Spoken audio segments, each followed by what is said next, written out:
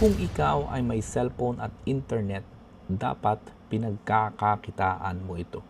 Yes, tama yung narinig mo.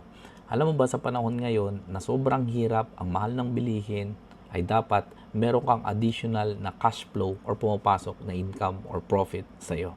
Kung wala ka pang idea, magkano ba yung pwedeng kitain sa isang digital business na katulad ng forex trading? Ito at ipapakita ko sa'yo. Ganito kaganda yung sinasabi ko sa iyo na digital business na forex trading. So ito yung isang community wherein maraming tao yung sumasabay sa tinatawag natin na community trading. Ibig sabihin, sabay-sabay tayo nag-enter ng trade at sabay-sabay din tayo nagko-close as much as possible. So katulad nito, kumita siya ng 1. Siguro pag tinotal natin, more or less nasa around $6 or $7. And then ito naman, medyo mas malaki yung kinita niya. Pansinin mo. Alright. So ito rin.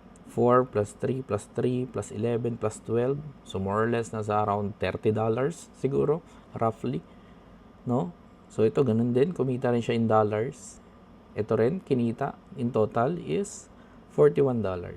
Ngayon nakita mo na pwede palang kumita ng as much as $100, 200 or so on na profit sa digital business na forex trading.